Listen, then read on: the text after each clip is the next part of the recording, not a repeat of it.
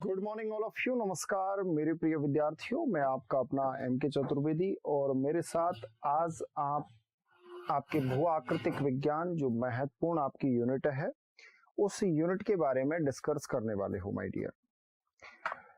इसमें आपके जियोमॉर्फोलॉजी में कौन कौन से आपके टॉपिक हैं और जिससे संबंधित आपके एग्जाम में क्वेश्चंस बन सकते हैं इसके बारे में हम डिस्कस करेंगे। और आपके यूजीसी नेट में कौन कौन से ऐसे टॉपिक हैं जो आपके लिए महत्वपूर्ण हैं सबसे पहले, और फिर साथ के साथ में मैं आपके साथ डिस्कस करने वाला हूं कि इसके साथ ही आपके जियोमॉर्फोलॉजी का जिसे बोलते हैं रूट्स, जो जड़, सबसे पहले तो सबसे महत्वपूर्ण जो आपका टॉपिक है वो है अर्थ इंटीरियर पार्ट। तो अर्थ का जो इंटीरियर पार्ट है उसके बारे में समझना आपके लिए महत्वपूर्ण है। तो सबसे पहले तो आप लिख लीजिए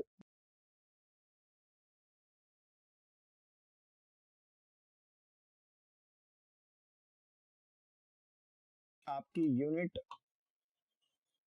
यूनिट नंबर फर्स्ट है ये, और ये आपके भू आकृतिक विज्ञान है।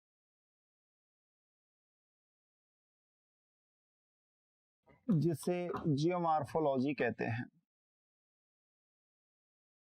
इस जियोमॉर्फोलॉजी में जो सबसे महत्वपूर्ण आपका टॉपिक है उसका नाम है पृथ्वी की आंतरिक संरचना।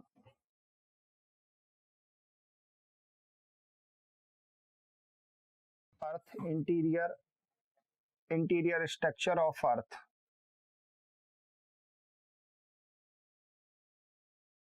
जब आप बेहतर तरीके से इस कॉन्सेप्ट को समझ जाते हो कि आपका अर्थ का जो इंटीरियर पार्ट है उस पार्ट में कितनी लेयरें हैं, और जो लेयर हैं जैसे जैसे आप डेप्थ में जाओगे तो आपको पता है कि सर अर्थ के इंटीरियर में 3 लेयर हैं।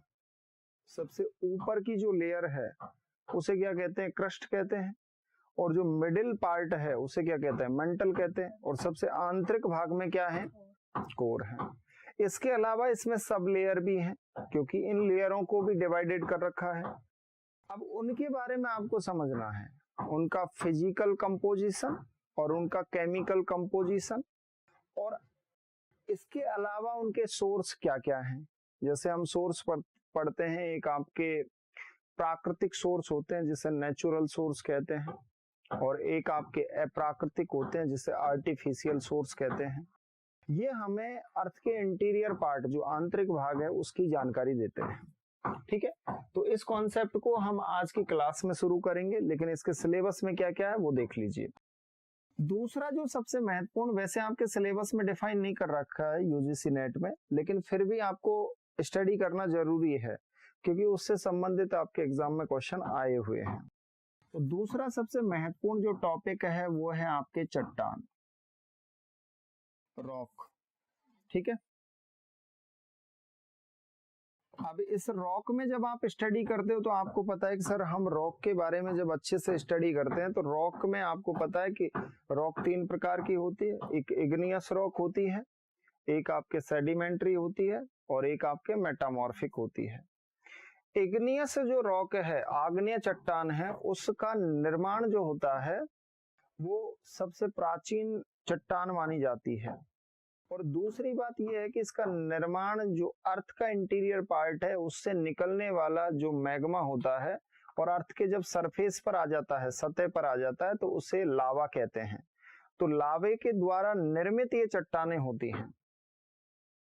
सेडिमेंट्री, इनके जो आपके सेडिमेंट्स होते हैं, उन सेडिमेंट्स का डिपॉजिट जहां पर जमा होता है तो धीरे धीरे वहां पर सेडिमेंट्री रॉक का निर्माण होता है। अब आप सभी को पता है कि सर इग्नियस रॉक और सेडिमेंट्री रॉक का जब मेटामॉर्फिज्म होगा, जब इनका रूपांतरण होगा, तो उससे कौन सी चट्टानें बनेंगी? रूपांतरित या कायांतरित, जिसे मेटामॉर्फिक रॉक कहते हैं। अब ये हैं कौन कौन सी, तो इसके बारे में जब हम टॉपिक पढ़ाऊंगा, जब मैं आपको अच्छे से स्टडी करवाऊंगा, तब इसको कंप्लीट आपको करवा दो। ठीक है ना। तीसरा जो सबसे महत्वपूर्ण जो आपका टॉपिक है वो है पर्वत निर्माण।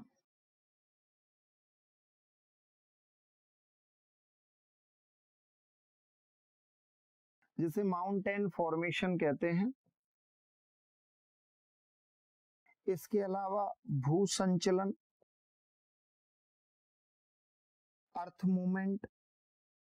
अब देखो भूमि में जो संचलन होता है, अर्थ मूवमेंट होता है, तो इसमें दो बल कार्य करते हैं, दो फोर्स आपके कार्य करते हैं।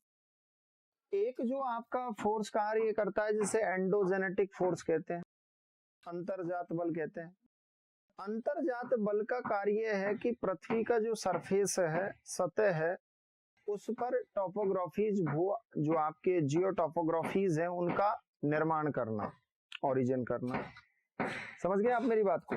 तो यहाँ पर दो फोर्स कार्य करते हैं। एक एक्सोजेनेटिक फोर्स होता है जिसे बाह्य बल कहते हैं। बाह्य बल जितनी भी आपकी टोपोग्राफीज निर्मित हुई हैं, उन टोपोग्राफीज का समतलीकरण, पेनी प्लेन बनाने का जो कार्य करता है, वो कौन सा फोर्स करता है? एक्सोजेनेटिक फोर्स करता है।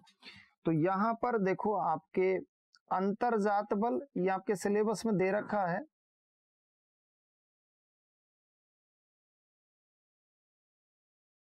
और बहिर्जात बल।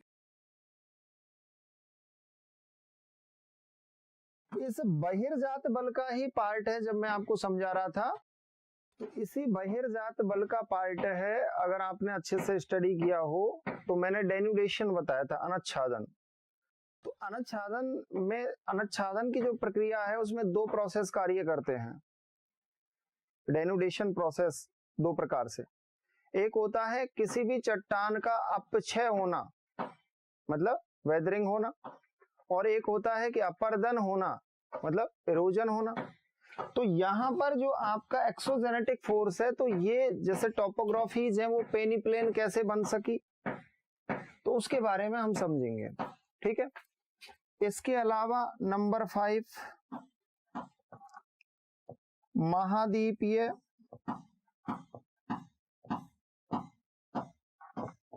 प्रवाह सिद्धांत,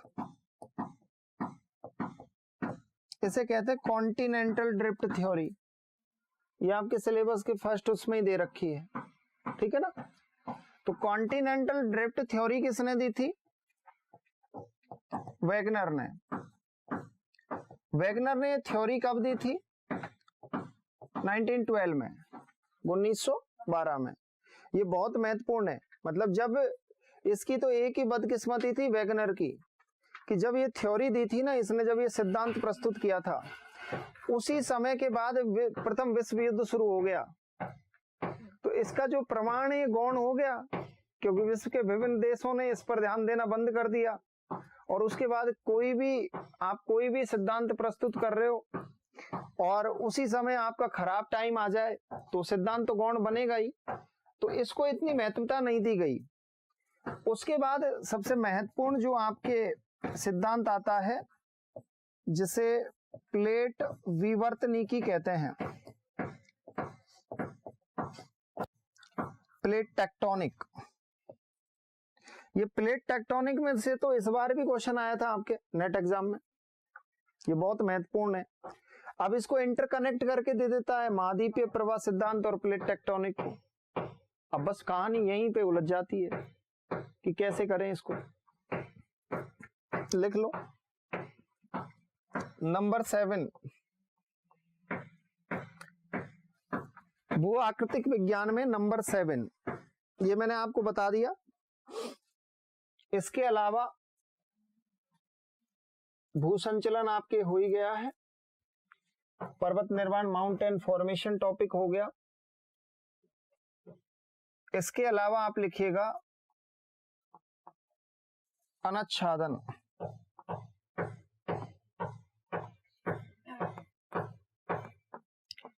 इसे डेन्यूडेशन कहते हैं। अब इस डेन्यूडेशन में आप दो कॉन्सेप्टों को पढ़ते हो, एक अपक्षय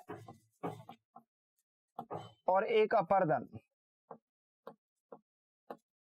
जिसे वेदरिंग और इरोजन कहते हैं। क्या कहते हैं? वेदरिंग और इरोजन के नाम से जाना जाता है। अब यहाँ जो अनुच्छादन है, इसमें जो आपके कारक हैं, तो इसी के आधार पे आपके छोटे छोटे इसमें से कॉन्सेप्ट बने हैं। जैसे पवन के कार्य,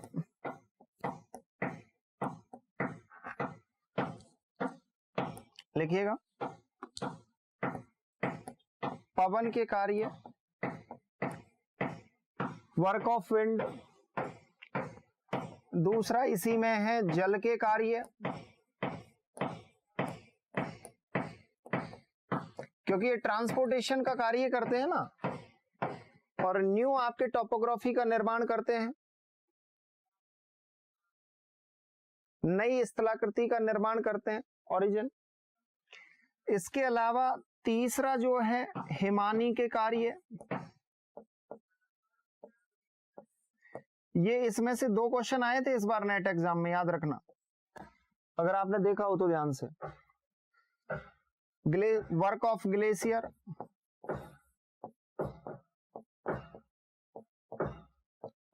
परा हिमानी के कार्य, ये कुछ महत्वपूर्ण आपके टॉपिक हैं, ठीक है। इसके अलावा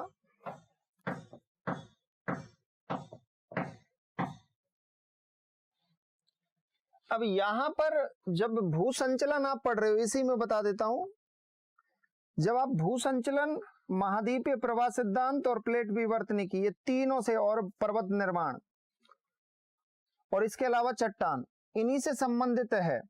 जब आप भू संचलन पढ़ते हो तो अंतरजात बल में,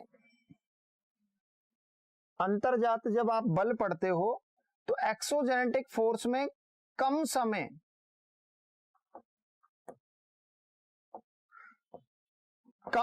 में,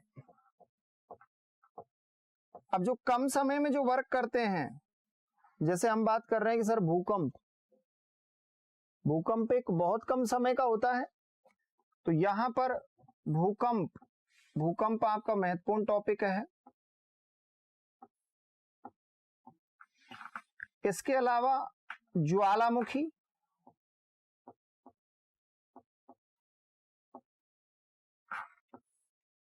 तो अर्थक्वेक, वोल्केनोज और भूस्खलन।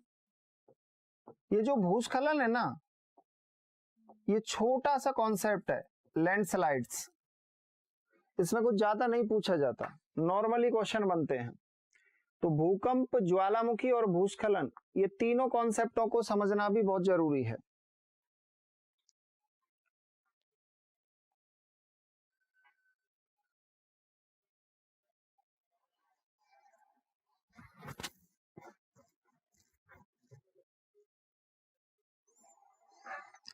ठीक है, अगला आप लिखो, अगला जो टॉपिक है इसमें लिखो डेविस और पेंक का ढाल विकास सिद्धांत। ये बहुत महत्वपूर्ण है, डेविस एंड पेंक।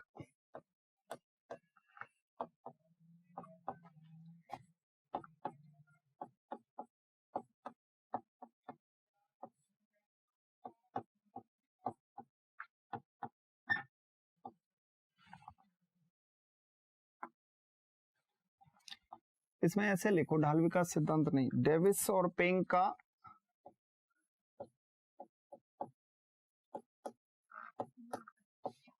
भू आकृतिक चक्र, और फिर लिखो ढाल विकास सिद्धांत, slope, principle of slope development, geomorphic cycle. Davis और पेंक ने क्या बात बोली थी?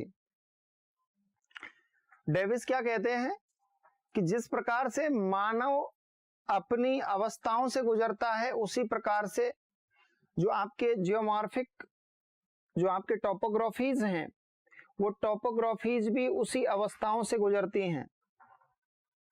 बाल अवस्था, युवा अवस्था, प्रौढ़ अवस्था, जैसे प्रौढ़ अवस्था कह सकते हो युवा अवस्था को, और वृद्ध अवस्था, और वृद्ध अवस्था के बाद फिर से इनका रिसाइकिल होता है। ठीक है, तो ये बहुत महत्वपूर्ण डेविस और पेंग का भू आकृतिक चक्र और ढाल विकास सिद्धांत, ये आपके सिलेबस के कुछ टॉपिक हैं। ठीक है, अब इसमें से जो नंबर 1 आपका टॉपिक है, जो सबसे महत्वपूर्ण भी माना जाता है एग्जाम की दृष्टि से,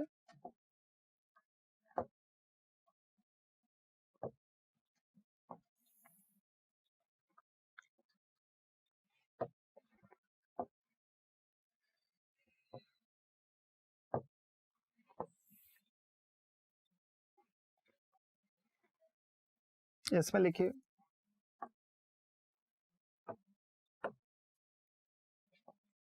पृथ्वी की आंतरिक संरचना।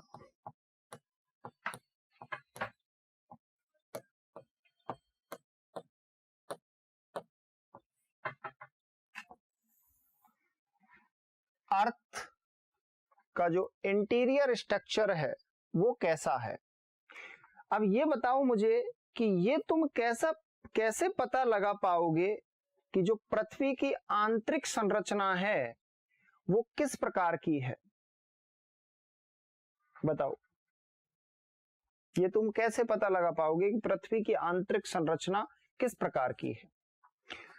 अगर हम पहला एग्जाम्पल देखें कि इस प्रकार से सपोज करो कि ये आपकी पृथ्वी है, ठीक है, तो ज्योग्राफर्स बताते हैं कि पृथ्वी का जो डायोमीटर है, डायोमीटर का अर्थ है व्यास, तो पृथ्वी का जो व्यास है वो लगभग 12,700 किलोमीटर है।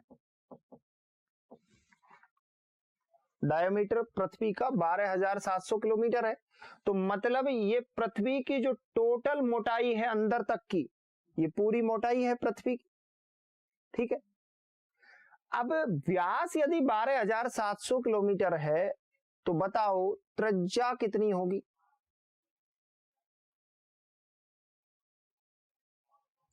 और उस त्रिज्या के बारे में ही हम पढ़ते हैं पूरे आंतरिक संरचना में। किसके बारे में? त्रिज्या के बारे में ही हम स्टडी करते हैं। क्योंकि पृथ्वी का जब आप इसको पढ़ चुके, ये वाले पार्ट को, ये त्रिज्या है पूरी, ये क्या है। अब आपने खरबूजा काटा और उस खरबूजे को काट कर ये एक हिस्सा ले लिया और अब इसका आप एनालिसिस कर रहे हो, विश्लेषण कर रहे हो, तो बताओ चाहे तो आप पूरे खरबूजे का ये बचा हुआ भाग का एनालिसिस कर लो, चाहे इसका कर लो, बात तो एक ही है। तो इसका पूरा एनालिसिस होता है। तो पृथ्वी की त्रिज्या कितनी है? रेडियस 6371 किलोमीटर है। कितनी है? तो कहानी हम पूरी 6371 किलोमीटर की पढ़ते हैं। मतलब जो आपका इंटीरियर स्ट्रक्चर ऑफ अर्थ है, इंटीरियर स्ट्रक्चर ऑफ अर्थ में कहानी पूरी बस इसकी पढ़ते हैं। जो ये हिस्सा आपको दिखाई दे रहा है ना, ये हिस्सा, इस हिस्से की कहानी को पढ़ते हैं कि यहां जो आपका सबसे पहले जो ऊपर की तरफ क्रस्ट है, तो क्रस्ट से लेकर और यहां तक जो सेंटर है, इस सेंटर तक की जो डेप्थ है वो 6371 किलोमीटर है। कितनी है? 6371 किलोमीटर है। तो पूरी कहानी में जो अभिनेता का काम करता है, इस पूरी अर्थ जो इंटीरियर स्ट्रक्चर है, इसमें अभिनेता का काम कौन कर रहा है? ये 6371 किलोमीटर की डेप्थ कर रही है। पूरा चलचित्र इस पर बना हुआ है। अब यहां पर बात आती है कि सर ये बताओ हमें प्रमाण कहां से मिलते हैं कि अर्थ का जो इंटीरियर जो स्ट्रक्चर है वो ऐसा है, एविडेंस। अब बताओ मुझे इसके प्रमाण हम कहां से जुटाएंगे?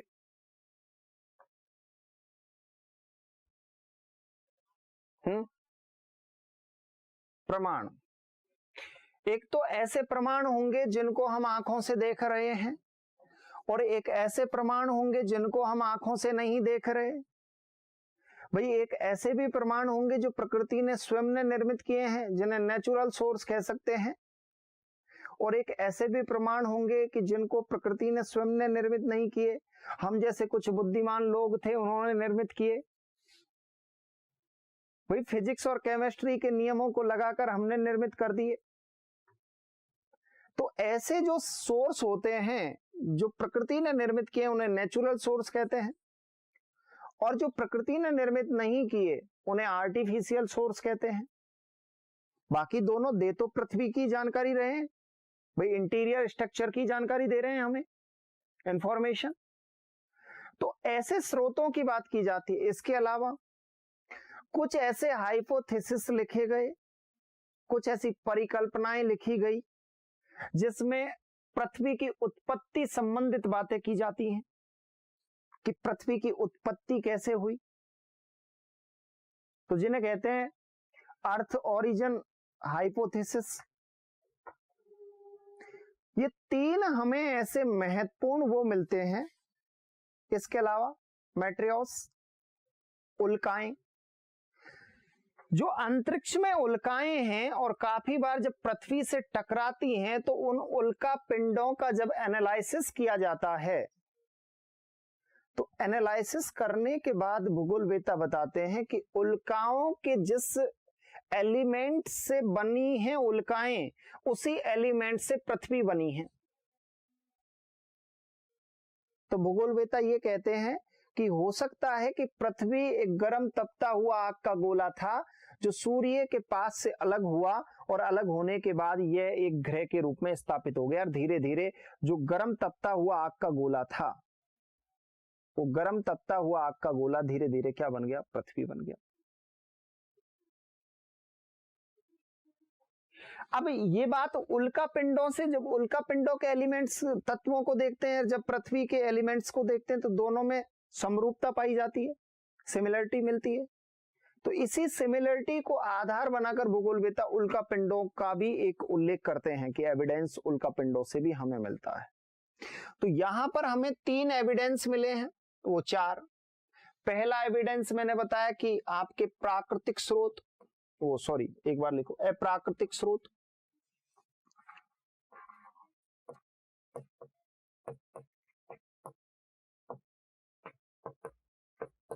जिसे नेचुरल सोर्स कहते हैं। दूसरा प्राकृतिक स्रोत,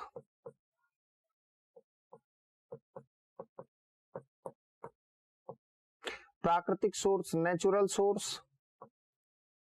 तीसरा पृथ्वी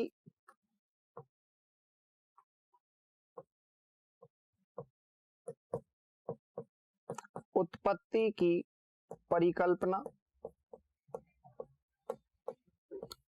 परिकल्पनाएं ये विभिन्न भूगोलवेत्ता व्यक्ति देंगे। और उल्काएं, ठीक है। अब सबसे पहले जो आपको समझना है, इन चारों प्रमाणों के बारे में ही हम बात करेंगे, ठीक है। और उसके बाद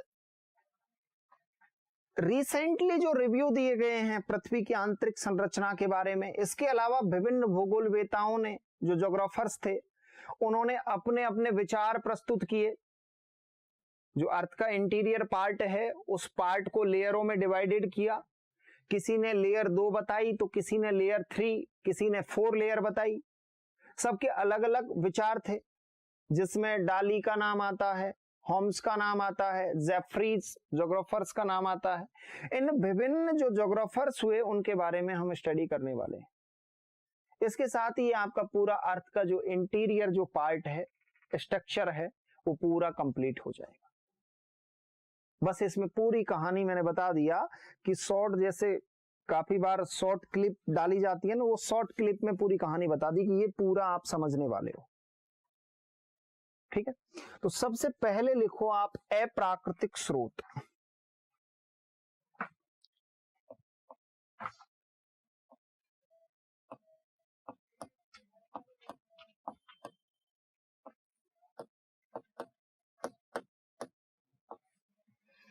जिसे आर्टिफिशियल सोर्स कहते हैं, ठीक है। क्या कहते हैं? आर्टिफिशियल सोर्स के नाम से जानते हैं।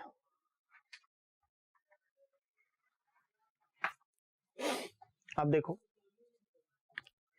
अब आर्टिफिशियल सोर्स के बारे में हम कैसे बताएंगे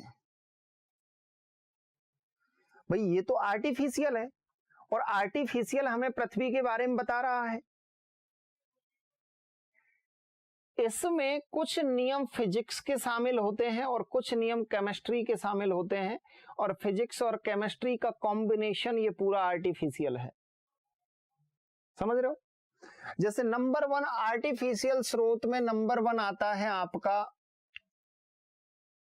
जैसे बोलते हैं घनत्व।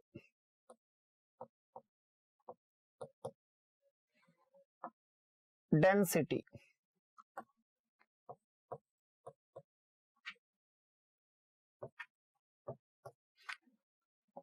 दूसरा होता है आपका दबाव।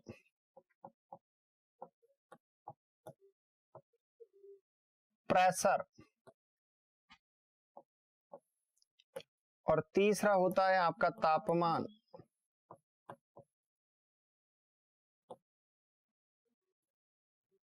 टेम्परेचर। अब मैंने अभी आपसे एक बात बोली थी कि मैं पूरी इस मूवी को रिलीज करूंगा, वो मात्र कितने, मैंने आपसे बोला था कि वो त्रिज्या के ऊपर पूरी मूवी ये रिलीज होगी, और त्रिज्या है उस त्रिज्या रेडियस, उस रेडियस कितनी है पृथ्वी की। जैसे मैंने बात की थी कि ये आपका रेडियस है, क्योंकि व्यास तो लगभग 12,700 किलोमीटर डेप्थ का है, व्यास तो टोटल इतना है डायोमीटर, लेकिन जो रेडियस की डेप्थ है वो 0 किलोमीटर से लेकर और 6,371 किलोमीटर डेप्थ है। तो इस पूरी ये जो डेप्थ है, इस पूरी डेप्थ पर ये आपके आर्टिफिशियल सोर्स की पूरी मूवी रिलीज है। बस समझ लो इसको, सिंपल भाषा में समझो, जितना सिंपल समझोगे उतनी जल्दी याद हो जाएगी आपको। अब कहानी ये है कि पहली बात कर लेता हूं मैं घनत्व की। घनत्व, तो सबसे पहले ये पता होना चाहिए कि सर इस घनत्व का कैसे मापन किया जाएगा, क्योंकि घनत्व का मापन करना बहुत जरूरी है। तो आपने घन देखा है? घन, घन देखा है?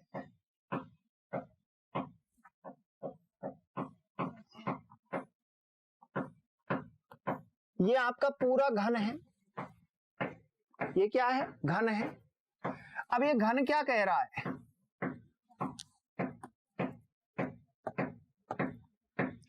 ये आपकी चौड़ाई है जिसे विड्थ कहते हैं,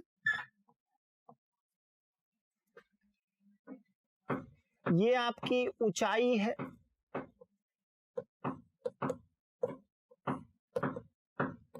और ये आपकी लंबाई है। तो घन में 3 चीजों को शामिल किया जाता है, चौड़ाई, ऊंचाई और लंबाई। ठीक है, और इसी आधार पे इस घन का माप निकालते हैं। ठीक है, तो एक घनत्व को निकालने के लिए इस घन का सहारा लिया जाता है।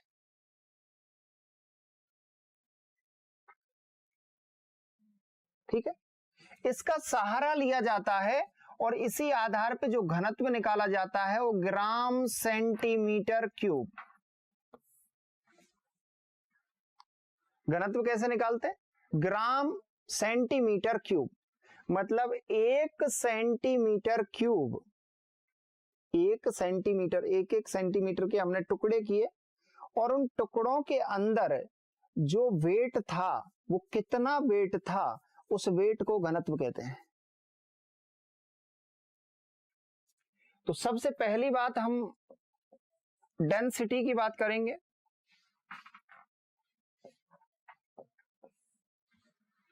ठीक है, अब इस डेंसिटी का जो कॉन्सेप्ट है, इसमें डेंसिटी बताई जाती है कि जैसे हम सबसे ऊपर एक नॉर्मली हम अर्थ के इंटीरियर पार्ट की अगर लेयरें देखें तो वो लेयरें 3 हैं। कितनी लेयर हैं? 3 लेयर हैं। और 3 लेयरों को कुछ इस तरीके से बांटा गया है कि देखो ये सबसे ऊपर वाली जो लेयर है ना, ये 33 किलोमीटर की लेयर है और ये सॉलिड है, ठीक है। उसके बाद ये जो लेयर है इसे मेंटल कहते हैं, 2900 किलोमीटर तक की डेप्थ को, ठीक है। और उसके बाद की कहानी 6371 किलोमीटर तक की है, ठीक है, समझ गए।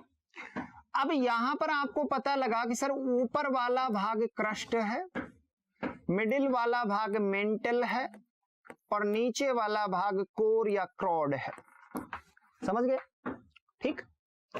अब यहां पर बताया जाता है कि जब आप रॉक सिस्टम को पढ़ते हो तो रॉक सिस्टम में कहा गया है कि जो चट्टानें हैं वो चट्टानें 3 प्रकार की होती हैं। रॉक की टाइप कितनी होती है? 3 होती है।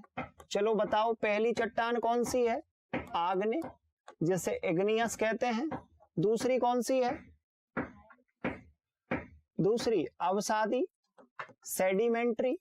और तीसरी रॉक कौन सी है? कायांतरित, जिसे मेटामॉर्फिक रॉक कहते हैं।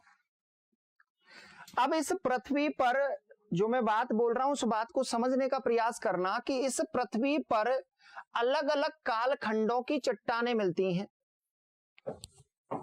और इन्हें क्रम के नाम से जाना जाता है। जैसे पहली जो चट्टान होती है ये सबसे प्राचीन आग्नेय चट्टान होती है, जिसे आर्कियन क्रम कहते हैं, बताया था ना मैंने। दूसरा क्रम कौन सा है? धारवाड़ क्रम। तीसरा क्रम कौन सा है? कुड़प्पा क्रम। चौथा क्रम कौन सा है? विंध्य क्रम। पांचवा क्रम कौन सा है? गोंडवाना क्रम। छठा क्रम कौन सा है? टर्शियरी क्रम। और सातवां क्रम कौन सा है? क्वेटरनरी क्रम। इस पूरे कॉन्सेप्ट को आप इस तरीके से पढ़ते हो, ठीक है। और इस पृथ्वी पर सबसे प्राचीन इग्नियस रॉक कौन सी है? आर्कियन क्रम की। ये मैंने आपको समझाया था पहले, ये क्लियर भी हो गया होगा। अब आपको पता लगा कि सर आग्नेय, अवसादी और कायांतरित, लेकिन क्रस्ट का जो सरफेस है वो किससे बना हुआ है? सेडिमेंट्री से।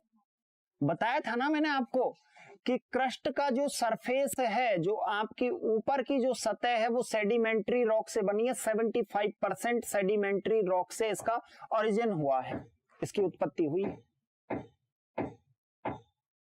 लेकिन मैंने बताया था कि क्रस्ट है वो 95% इग्नियस रॉक और मेटामॉर्फिक रॉक से बना है। क्रस्ट के सरफेस की बात नहीं कर रहा, क्रस्ट की बोल रहा हूं, समझे। तो आपको पता लगा कि सर जब यहां ऊपर की तरफ सेडिमेंट्री रॉक है तो सेडिमेंट्री रॉक की डेंसिटी कम होगी। सेडिमेंट्री रॉक की डेंसिटी क्या होगी? कम होगी। ये बात आपको क्लियर हो गई।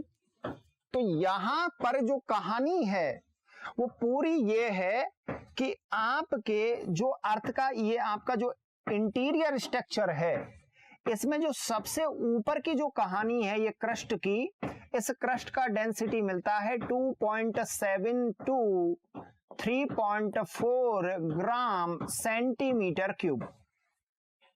समझ गए?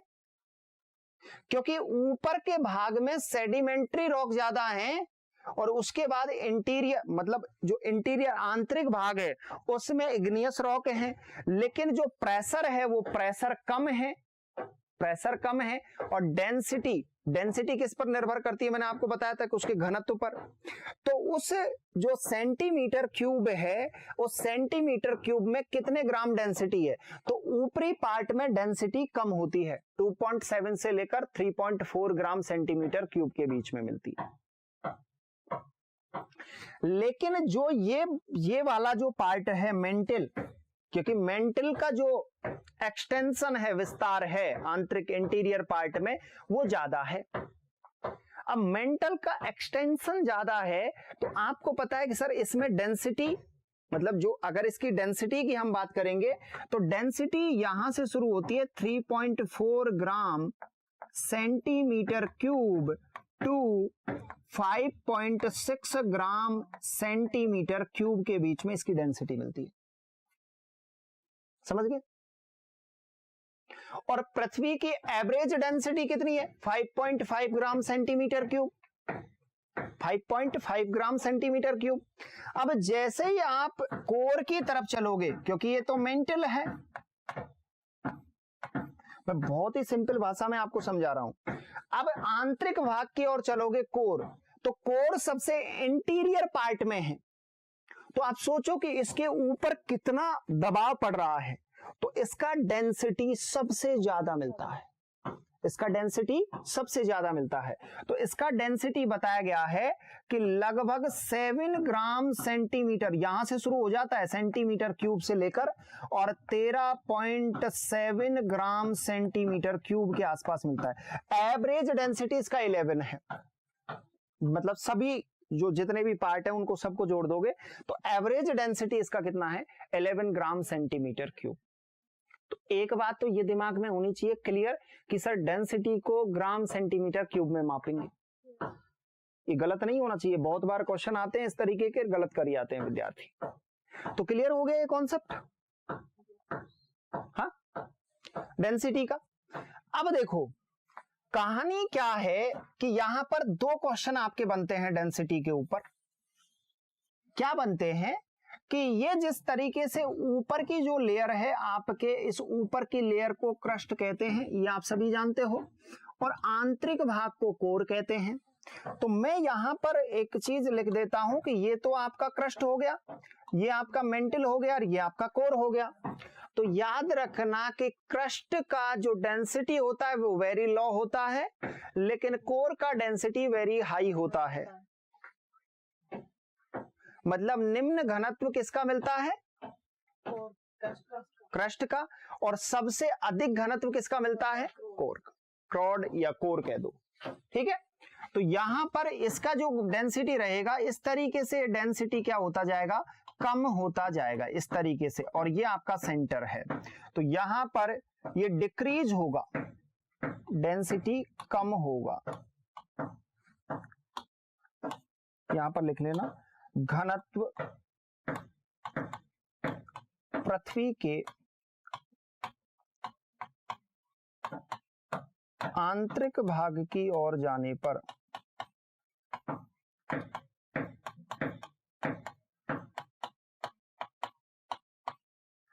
कम होता है।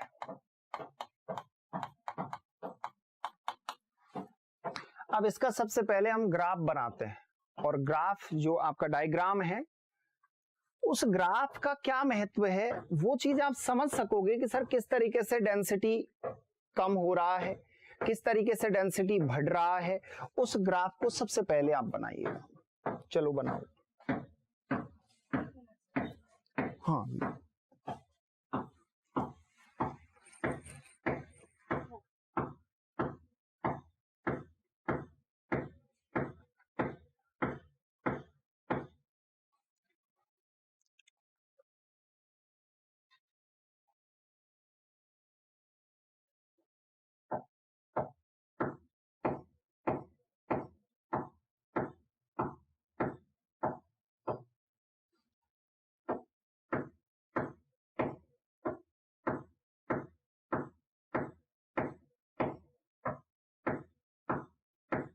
क्लियर हो रहा है ना कॉन्सेप्ट?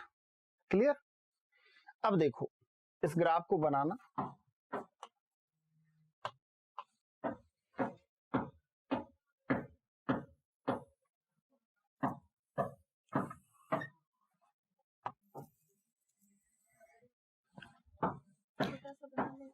हाँ, छोटा बना लो।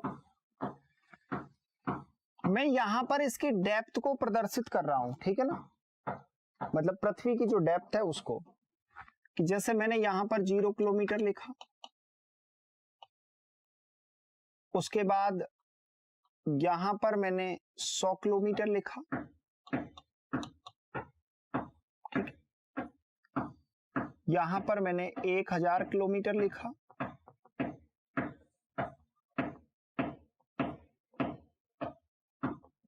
दो 2000 किलोमीटर, 3000, 4000,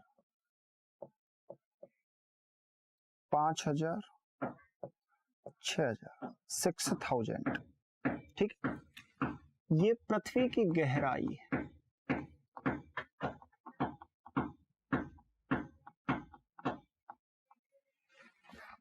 ठीक है, अब यहां पर देखो, यहां पर मैंने लिखा 2.7 ग्राम सेंटीमीटर क्यूब, क्योंकि इसको ग्राम सेंटीमीटर क्यूब में प्रदर्शित करते हैं, जो आपका डेंसिटी होता है उसे। ठीक है ना, समझना। उसके बाद अब मैं यहां पर ऐसे लिखूंगा कि जैसे यहां पर 3 लिख दिया, यहां पे 4 लिख दिया, यहां पर 5 लिख दिया, 6, 7, 8, 9, 10, 11, 12, 30। ठीक है, अब देखो इसका ग्राफ कैसे बनाएंगे, किस तरीके से डेंसिटी, मतलब उस आधार पर डेंसिटी कितनी रहेगी।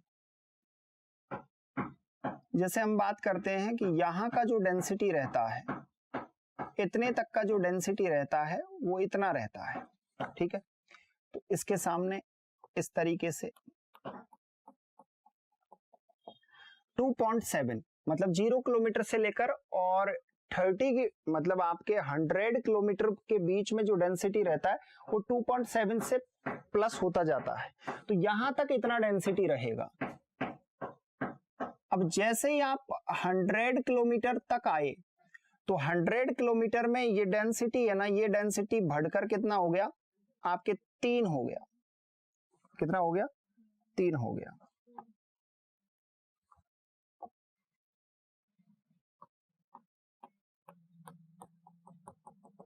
ठीक है, तो मतलब डेंसिटी क्या हो रहा है, इंक्रीज हो रहा है, बढ़ता जा रहा है। उसके बाद देखिएगा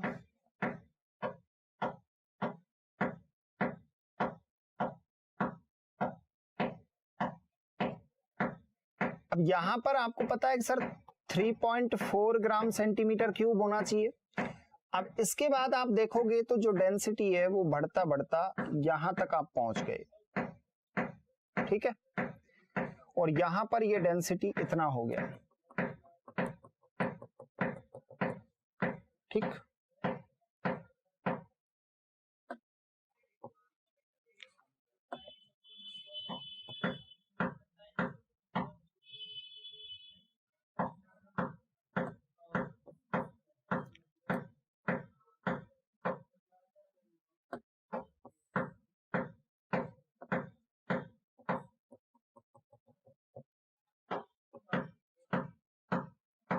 ये इंडिकेट कर रहा है। फिर आपका जो डेंसिटी है वो इस तरीके से आपका यहां पर। अब ये आप सोच सकते हो कि इतनी गहराई डेप्थ में जाके जो आपका 6000 किलोमीटर है, वहां से जैसे ही आप डेप्थ में जाओगे तो डेंसिटी आपका कितना हो जाएगा, 13 तक पहुंच जाएगा। कितना हो जाएगा डेंसिटी? 13 तक पहुंच जाएगा। तो इस तरीके से आपके डेंसिटी बढ़ता है। यहां तक रहे तो ये इस तरीके से ग्राफ चला, फिर आपका डेंसिटी इस तरीके से, ये इतनी गहराई, ये डेप्थ यहां तक 2900 किलोमीटर तक ये रहा। ठीक है, मेंटल का डेंसिटी। फिर उसके बाद जो डेंसिटी है वो बढ़ता बढ़ता कितना हो गया, 13 तक। अब इसमें लिखो पृथ्वी का औसत घनत्व,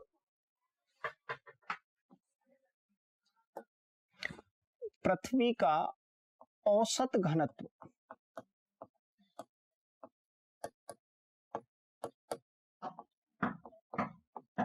5.5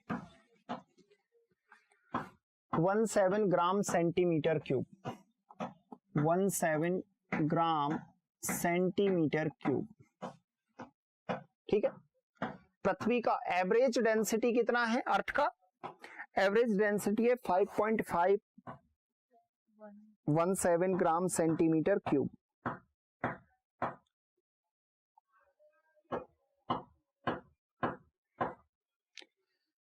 न्यूटन ने एक थ्योरी दी थी, ग्रेविटी थ्योरी, न्यूटन ने।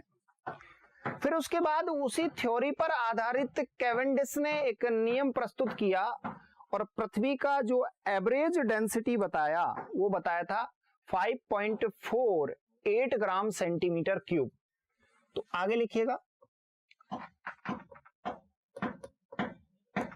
कैवेंडिश ने पृथ्वी का औसत घनत्व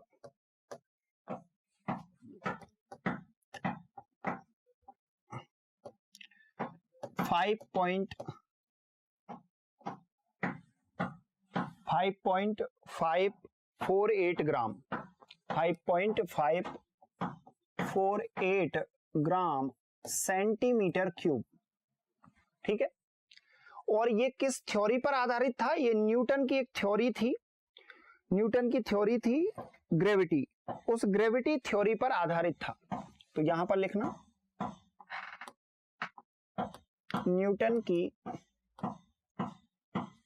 न्यूटन का गुरुत्वाकर्षण सिद्धांत, ऐसे लिखो।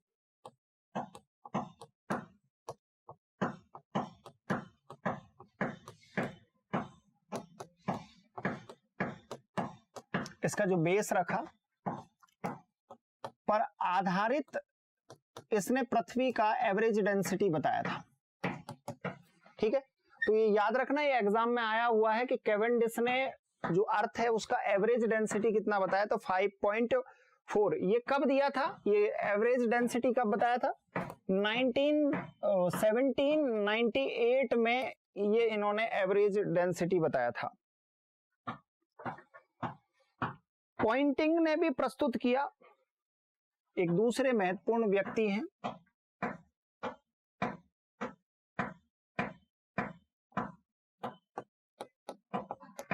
पॉइंटिंग, ऐसे लिखो, पॉइंटिंग ने पृथ्वी का औसत घनत्व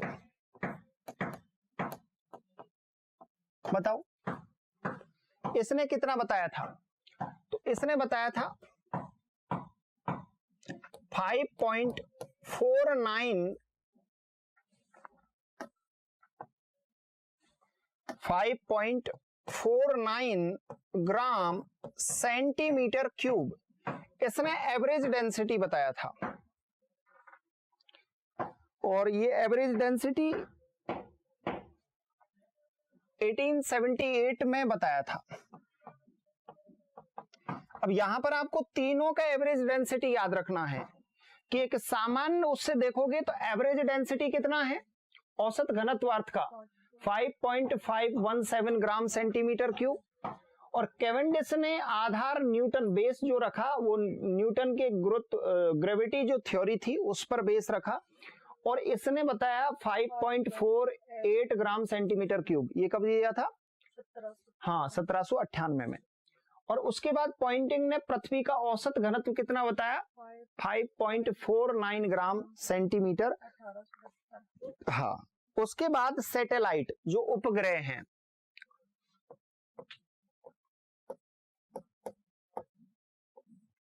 उपग्रह पर आधारित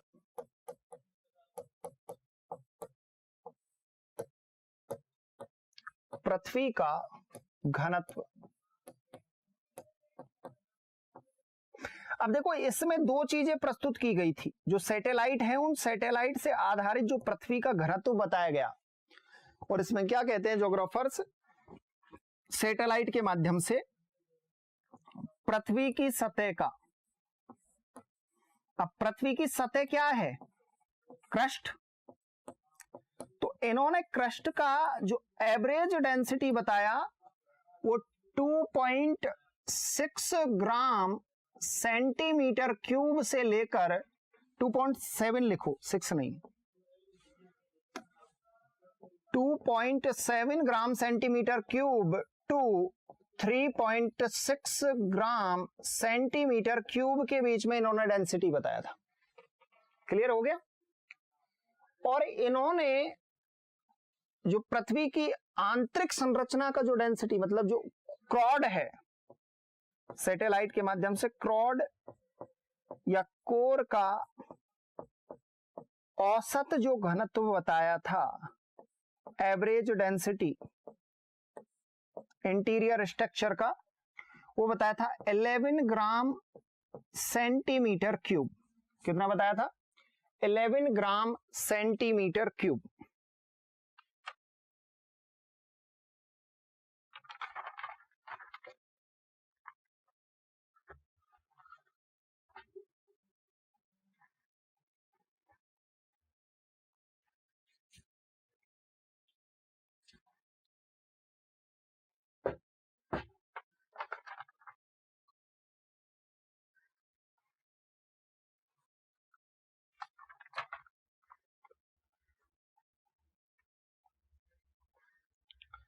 ये लिख लिया।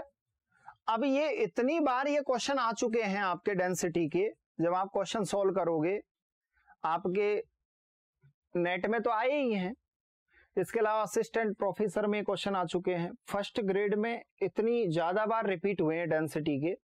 लेकिन यहां से आपको बस ये याद रखना है, इतना ही याद रखना है, इसमें और कुछ नहीं पढ़ना एक्स्ट्रा। इतना आपको पता है कि सर सरफेस का जो डेंसिटी रहेगा वो कम रहेगा, और इंटरनल पार्ट में जैसे जैसे जाते जाएंगे वैसे वैसे डेंसिटी इंक्रीज होता जाएगा।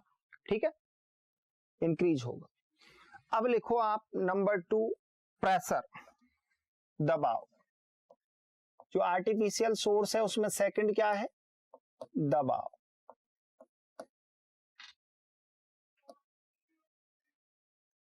प्रेशर। अब मैं प्रेशर की भी आपसे कहानी पूछता हूं कि प्रेशर को दो चीजों में मापा जाता है, याद रखना, जिसका मापक होता है मेजरमेंट।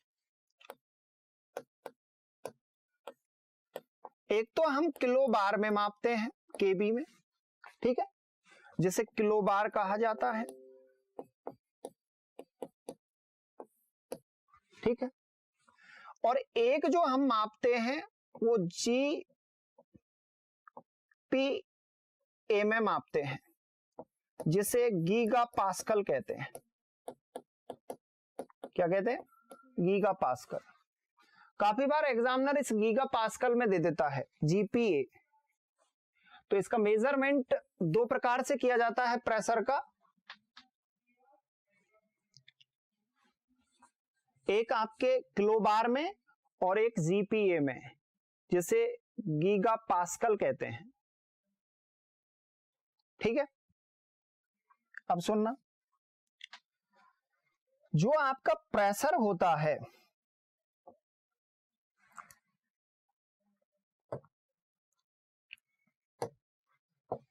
इस प्रेशर की कहानी कुछ ऐसी होती है, ये आपकी अर्थ है। ठीक है, अर्थ में ये आपका क्रॉड है,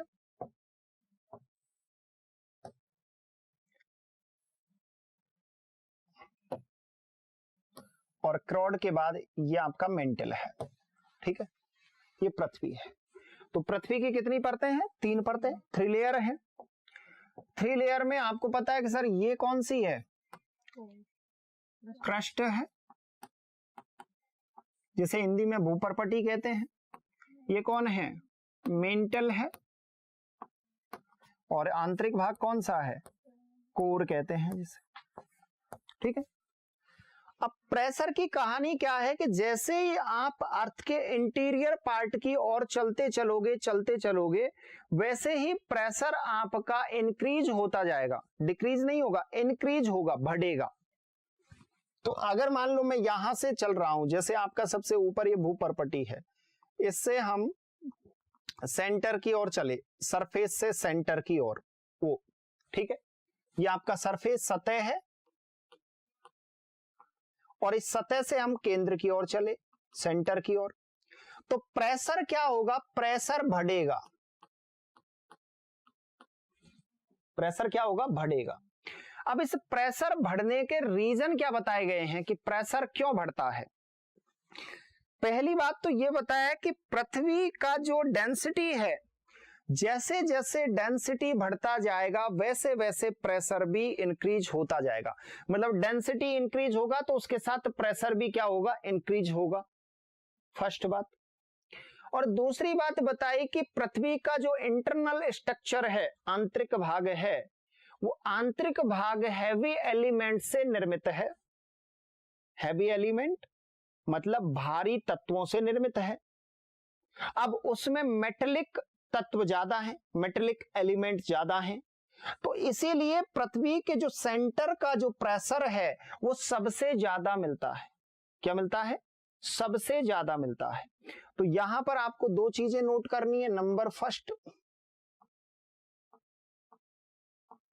पृथ्वी की सतह का दबाव कम होता है, मतलब वेरी लो होता है। यहां पर लिख लेना, बहुत कम होता है।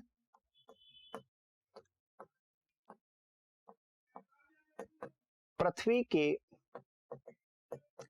केंद्र का दबाव बहुत ज्यादा होता है।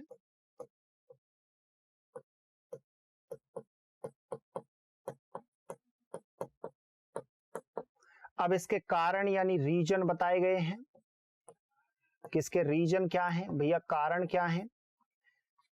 तो पृथ्वी के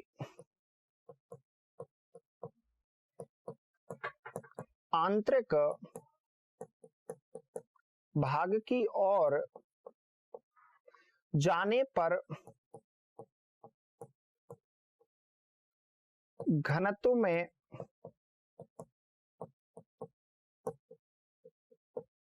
वृद्धि होती है, इसलिए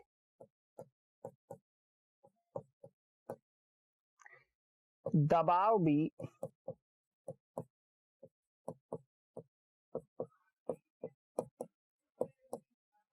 ज्यादा मिलता है। ठीक है, पहला कारण तो ये बताया गया है।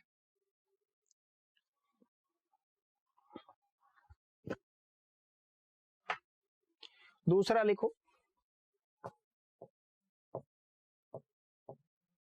पृथ्वी का आंतरिक भाग भारी तत्वों से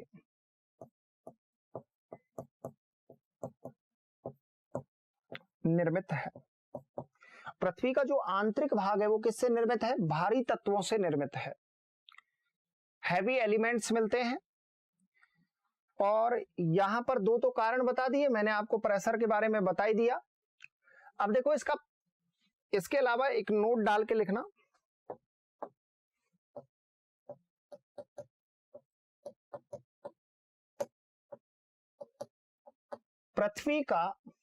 पृथ्वी के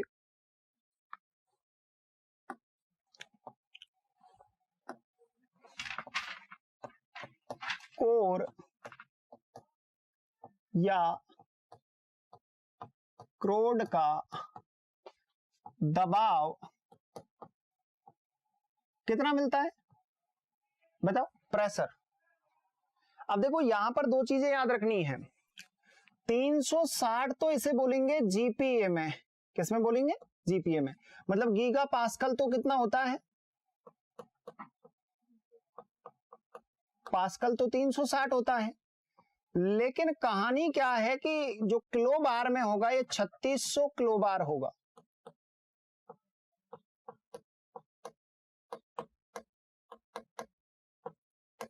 कितना होगा? 3600 किलो बार होगा, याद रखना।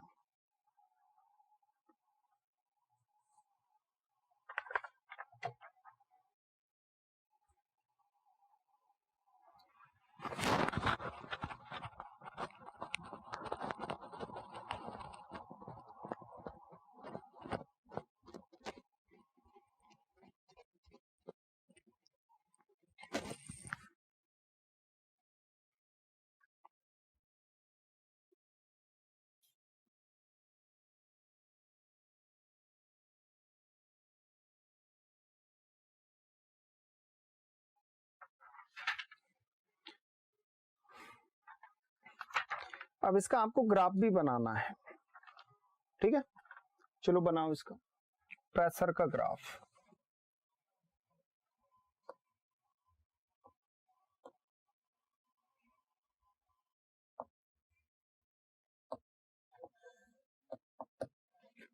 बनाओ।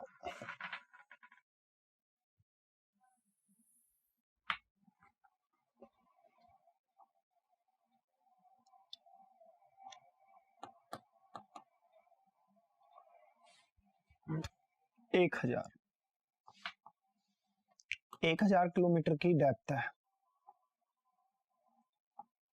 उसके बाद 2000 किलोमीटर की डेप्थ,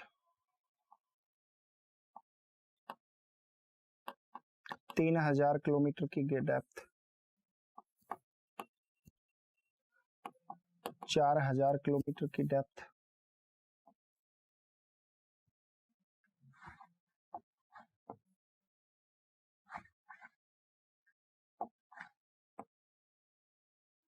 5000 किलोमीटर की डेप्थ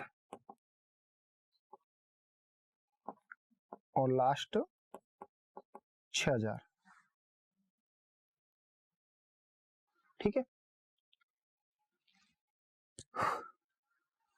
अब देखो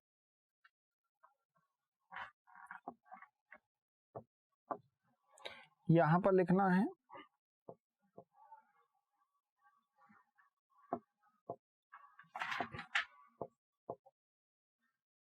100 GPa, ठीक है ना, गीगा पास्कल में। यहां लिखना है 200 GPa,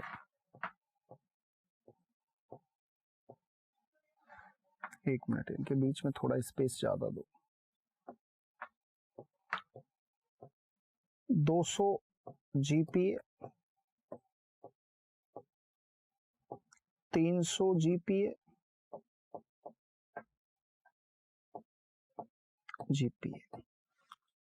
ये इसका आपके प्रेशर है। तो दबाव को गीगा पास्कल में प्रदर्शित किया है।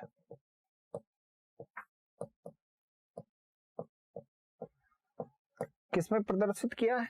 गीगा पास्कल में। अब देखो यहां पर आपको देखना है कि सर जब हम मान लो सपोज करो कि आप 2000 की डेप्थ तक पहुंच गए, अर्थ के इंटीरियर पार्ट में 2000 की डेप्थ तक पहुंच गए, तो 2000 की डेप्थ पर आपको 100 giga pascal pressure, air pressure मिलेगा, वो प्रेशर मिलेगा अर्थ के इंटीरियर में।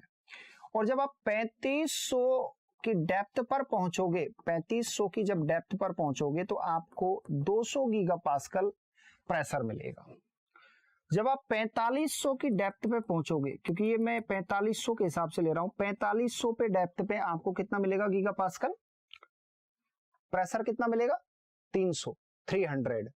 और उसके बाद यदि आप 6000 की डेप्थ पे पहुंचोगे तो 6000 की डेप्थ का जो आपका प्रेशर है वो 400 गीगा पास्कल मिलेगा। तो मतलब जैसे जैसे आप अर्थ के इंटीरियर पार्ट की ओर चलते जाओगे वैसे वैसे आपका जो प्रेशर है वो प्रेशर इंक्रीज होता जाएगा। अब देख लो, आप जब 2000 की डेप्थ में, ये पृथ्वी की गहराई है, क्या है? पृथ्वी की गहराई, डेप्थ। तो जैसे जैसे आप डेप्थ की तरफ बढ़ रहे हो वैसे वैसे आपका जो प्रेशर है वो प्रेशर इंक्रीज होता जा रहा है। जैसे 2000 की डेप्थ पर पहुंचे तो 100 गीगा पास्कल हो गया, 3500 की डेप्थ पे पहुंचे तो 200 गीगा पास्कल हो गया। ये 3500 है, याद रखना, ठीक है ना, मैं लिख देता हूं फिर बाद में इसको गलत कर दो। अब जो क्वेश्चन आएंगे ना वो बड़े खतरनाक क्वेश्चन आएंगे, इस बार का पेपर ही देख सकते हो आप। जब तक अगर इनको अच्छे से आप नहीं समझोगे कितने डेप्थ में जाके कितना गीगा पास्कल, अब गीगा पास्कल, मैंने गीगा पास्कल में लिखा मान लो प्रेशर, अब मान लो आपसे एग्जाम में पूछ लिया किलो बार में बताओ, तो किलो बार में कर दोगे ना कन्वर्ट? अरे भाई 100 है तो यहाँ किलो बार कितना होगा? 1000 केवी। यहाँ पे 200 है तो यहाँ पे कितना हो जाएगा? 200 केवी। यहाँ 300 है तो यहाँ पे कितना हो जाएगा? 3000 केवी।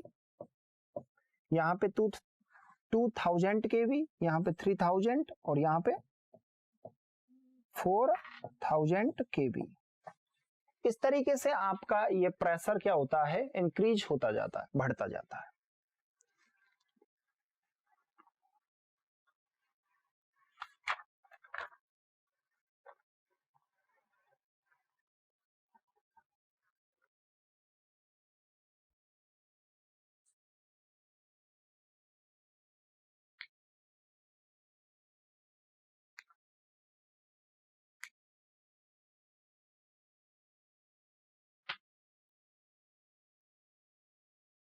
चले, चलो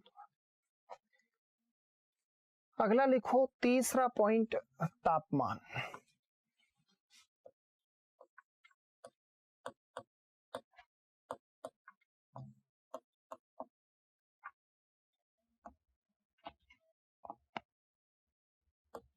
टेम्परेचर।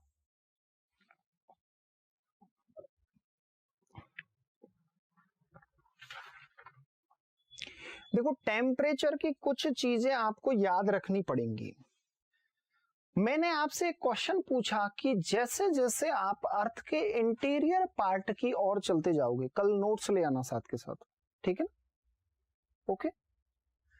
जैसे जैसे आप अर्थ के इंटीरियर पार्ट की ओर चलते जाओगे वैसे वैसे टेम्परेचर जिस रफ्तार से आपके क्रस्ट में इंक्रीज होता है उसी रफ्तार से क्या अर्थ के इंटीरियर पार्ट में भी इंक्रीज होता है क्या? यस या नो? चलो आपके लिए क्वेश्चन है सिंपल रूप में, बताओ मुझे, और जितने भी ये लाइव देख रहे हैं वो भी बताओ कि अर्थ का जो इंटीरियर पार्ट है, भाई अर्थ के इंटीरियर पार्ट को हमने 3 लेयर में डिवाइडेड किया, ठीक है भाई। रेडियस थी, उसको रेडियस को 3 लेयरों में बांट दिया, तो सबसे ऊपर कौन सा है, क्रस्ट, मिडिल पार्ट कौन सा है, मेंटल, और आपका इनर पार्ट कौन सा है, कोर, कोर। अब तीनों पार्टों में से मैंने बोला कि टेम्परेचर जिस रफ्तार से आपके क्रस्ट में इंक्रीज होता है उसी रफ्तार से क्या अदर जो जितनी भी लेयर है उसमें इंक्रीज होता है क्या? और टेम्परेचर बढ़ने की जो रेट है मैं बता रहा हूं, पहले लिख देता हूं। टेम्परेचर नंबर 1, तापमान वृद्धि दर पृथ्वी के आंतरिक भाग में।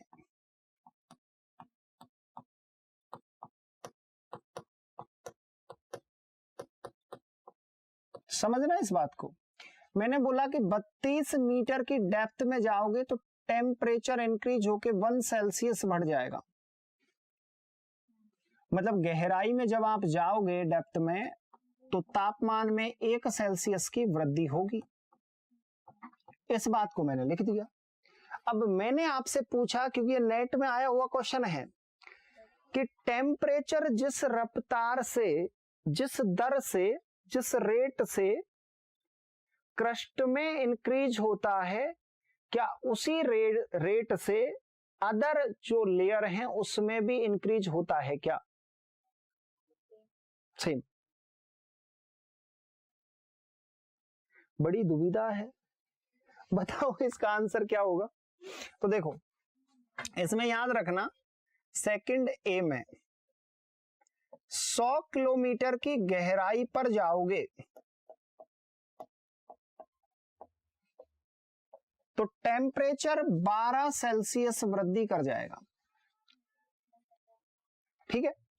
लेकिन याद रखना कि जब 100 से 200 सेंटीमीटर की, जब 100 से 200 किलोमीटर, मतलब किलोमीटर, 100 किलोमीटर की डेप्थ में जाओगे तो 12 सेंटीमीटर इंक्रीज हो गया। लेकिन 100 से जब 300 सेंटीमीटर की डेप्थ में जाओगे तो वहां पर मात्र आपके 2 सेल्सियस टेम्परेचर ही इंक्रीज होता है। तो मतलब यह है कि जिस दर से क्रस्ट में टेम्परेचर इंक्रीज होता है उस दर से अदर लेयरों में टेम्परेचर इंक्रीज नहीं होता है ना, उस दर से इसमें वृद्धि नहीं होती है। तो लिखो 100 से 200, बी में लिखो 100 किलोमीटर 300 किलोमीटर, मतलब 100 से 300 की जो डेप्थ रहेगी उसमें मात्र 2 सेल्सियस ही वृद्धि करेगा। और सी में जब आप 300 किलोमीटर से ज्यादा गहराई पर जाओगे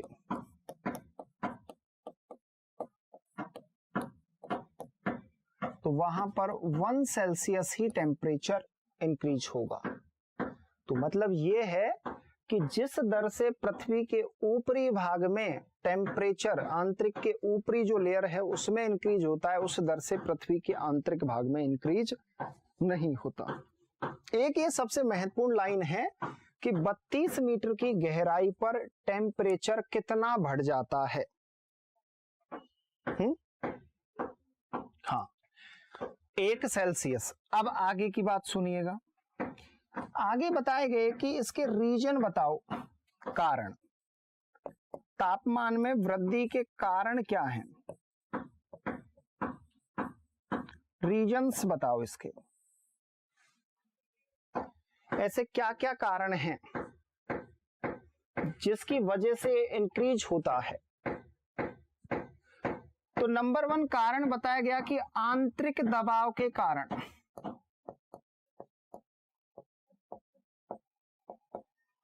आंतरिक बल, फोर्स लिखो यहां पर, दबाव मत लिखो, फोर्स। इंटरनल फोर्स के कारण, रासायनिक प्रतिक्रिया के कारण, केमिकल रिएक्शन के कारण भी टेम्परेचर बढ़ता है। तो रासायनिक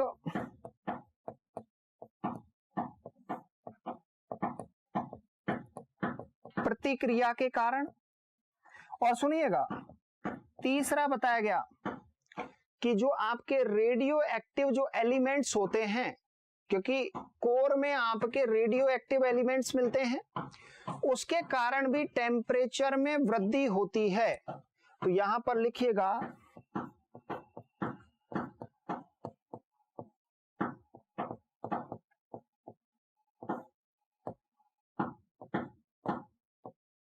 तत्वों के कारण, रेडियो एक्टिव एलिमेंट्स होते हैं उनके कारण।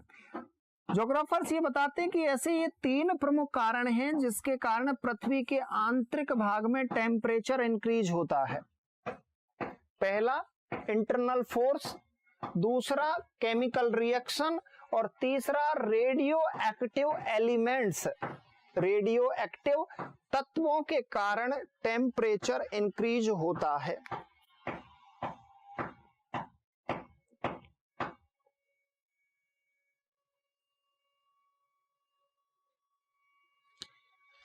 अब मैं आपसे बोलता हूं कि जैसे मान लो ये आपकी पृथ्वी है, मेरी बात को समझना, इस पृथ्वी को हमने 3 लेयरों में बांट दिया बहुत अच्छे से।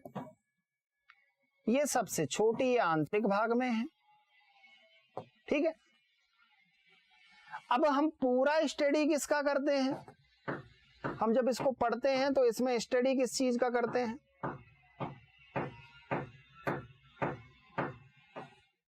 ये हैंग बहुत बार होता है। हाँ, अब देखो ये जो हिस्सा है इस रेडियस का पूरा हम इसका करते हैं पोस्टमार्टम, ये इस रेडियस का पूरा पोस्टमार्टम होता है।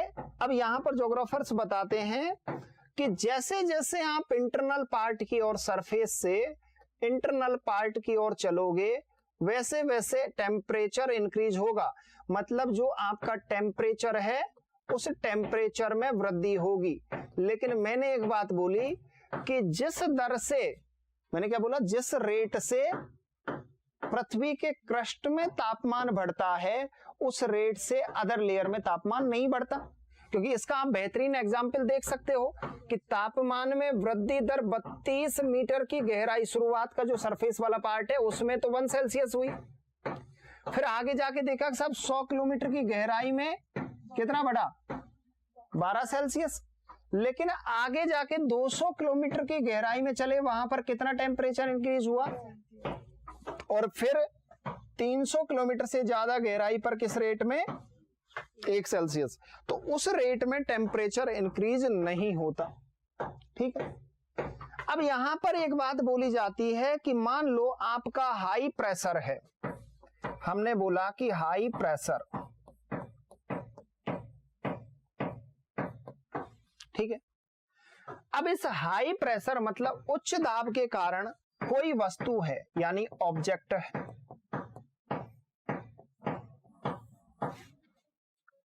सुनना, तो हर वस्तु का, हर ऑब्जेक्ट का एक मेल्टिंग पॉइंट होता है जिसे हम गलनांक बिंदु कहते हैं।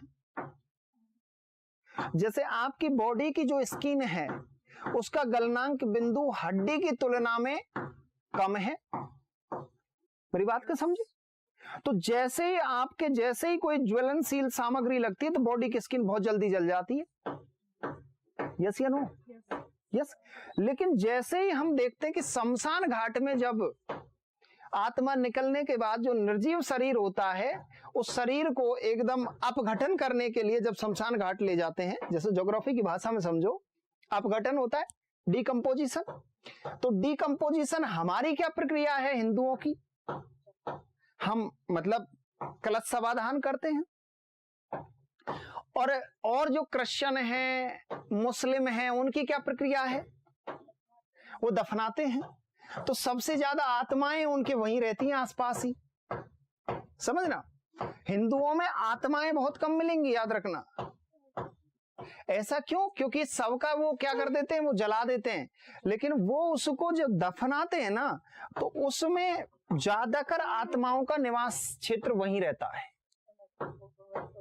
हाँ, समझ रहे हो?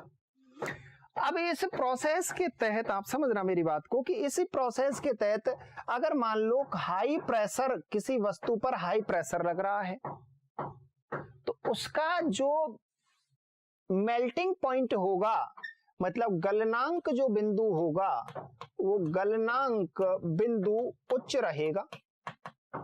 क्या रहेगा? उच्च। अब जैसे मैंने बोला कि आपने पानी बॉईल किया, आपने कहा यस सर हमने किया।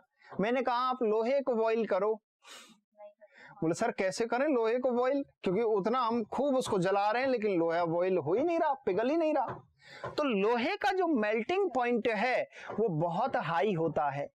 तो जब किसी वस्तु, किसी ऑब्जेक्ट का मेल्टिंग पॉइंट हाई रहेगा तो उसको उतना टेम्परेचर चाहिएगा। क्या मेरी बात गलत है या सही है? और अर्थ का जो कोर बना हुआ है, अर्थ के इंटीरियर स्ट्रक्चर का जो आंतरिक सबसे सेंटर भाग है वो कोर है। और कोर किससे बना है? आयरन, फेरस और निकल से। तो सर वो हैवी एलिमेंट से निर्मित है, इसीलिए उसका मेल्टिंग पॉइंट बहुत उच्च है। तो मेल्टिंग पॉइंट यदि उच्च रहेगा तो उसको हाई टेम्परेचर चाहिएगा। क्या चाहिएगा? हाई टेम्परेचर की आवश्यकता होगी। समझ गया? एक बार में क्लियर हो गया कॉन्सेप्ट? तो आपको यह पता लगा कि सर इस दर से तापमान में वृद्धि होती है, ये रीजन होते हैं, इस तरीके से अर्थ के इंटीरियर पार्ट में हाई टेम्परेचर होता है, लेकिन फिर भी ये आंतरिक जो भाग होता है पिघल नहीं पाता, ये ठोस अवस्था में रहता है। रीजन क्या है? उसका मेल्टिंग पॉइंट हाई रहता है, क्योंकि प्रेशर ज्यादा रहता है तो ऑब्जेक्ट का मेल्टिंग पॉइंट हाई रहेगा। अब चलो इसका ग्राफ बनाऊं।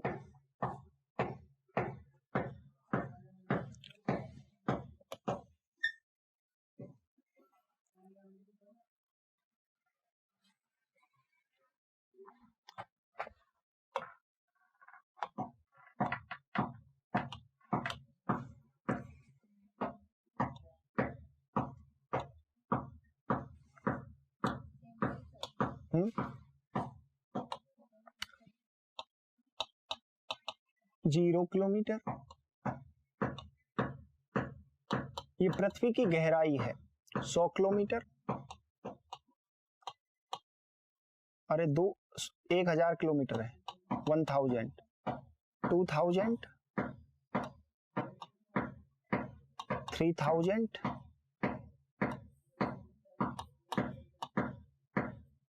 4000 किलोमीटर,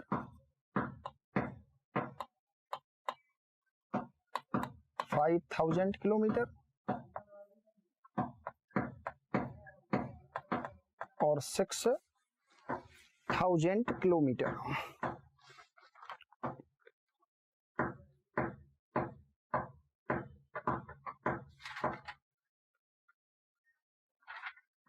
ठीक है,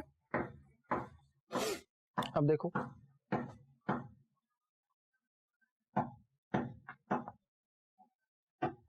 यहां पर लिखना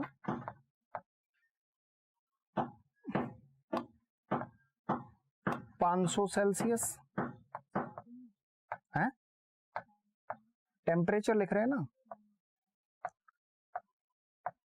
1000 Celsius, 500 Celsius, 1000 Celsius, 2000 Celsius, 3000 Celsius, 4000 Celsius,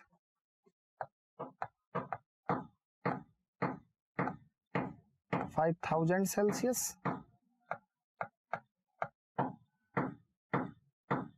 5500 Celsius और 6000 सेल्सियस। अब सुनो,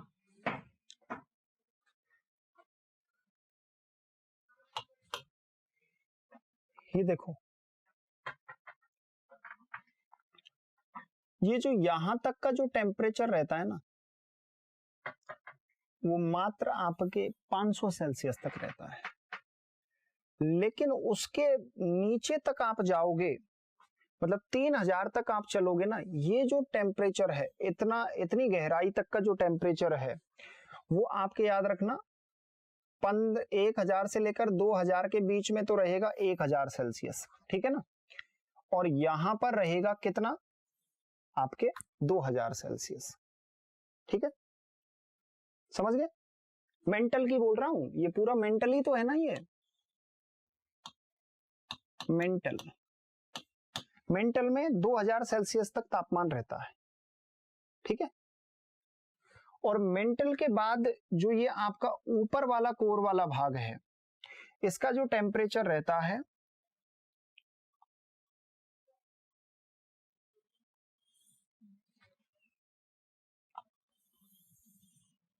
4000, और फिर यहां पर पहुंचोगे तो ये टेम्परेचर हो जाएगा 5000, और फिर आंतरिक भाग तक पहुंचोगे तो ये टेम्परेचर हो जाएगा 5500। कितना हो जाएगा? 5500। समझ गए भाई? आपके 700 से लेकर, मेंटल का जो ऊपरी भाग है 700 से लेकर, मतलब देखो 700 तक, ये 700 है डेप्थ, कितनी है? 700 तक।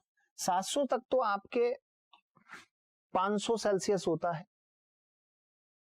500 सेल्सियस, और उसके बाद 1000, मतलब 1500 की जो डेप्थ मिलेगी उसमें 1000 सेल्सियस तक टेम्परेचर मिलेगा, और फिर 2500 की जो डेप्थ मिलेगी उसमें 2000 सेल्सियस टेम्परेचर होगा, 3500 की जो डेप्थ मिलेगी 3000 सेल्सियस होगा। ठीक है ना, और उसके अलावा आपके 4500 किलोमीटर की जो डेप्थ मिलेगी उसमें 4000 सेल्सियस होगा, 5000 किलोमीटर की जो डेप्थ मिलेगी उसमें 5000 सेल्सियस के आसपास होगा, और जो आपके जो आंतरिक कोर वाला जो भाग होता है ना, जिसे क्रोड या आंतरिक कोर कहते हैं, सेंटर कहते हैं, वहां पर 5500 सेल्सियस होता है। तो पृथ्वी के अंतरतम का जो तापमान कितना होता है? 5500 सेल्सियस। तो लिख लेना,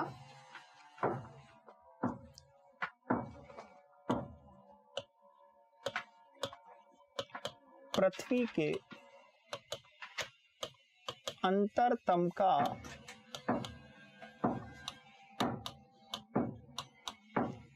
तापमान 5500 सेल्सियस होता है। तो इंटरनल जो स्ट्रक्चर है उसमें से अंतरतम कहते हैं कोर को। किसको कहते हैं? कोर को। तो कोर का जो टेम्परेचर रहता है, औसत एवरेज जो टेम्परेचर है वो कितना होगा? 5500 सेल्सियस। ठीक है, इसके अलावा नंबर 2 हमने क्या देखा था? नहीं, ये तो हो गए कंप्लीट।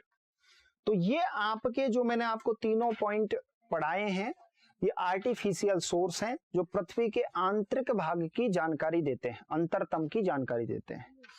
अब अंतरतम के जितने भी आपके जो आर्टिफिशियल सोर्स से संबंधित जब ये कॉन्सेप्ट कंप्लीट हो जाए तो फिर उसके क्वेश्चनों को आप करके देखना, ठीक है। दूसरा आप लिखिएगा,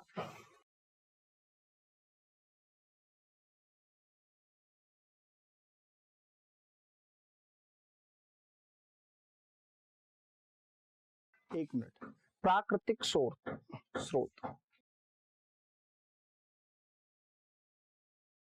लिख लो, इसमें हेडिंग बना लो।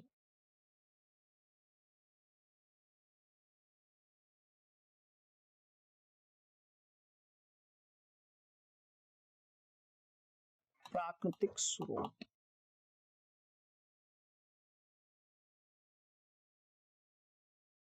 Natural source,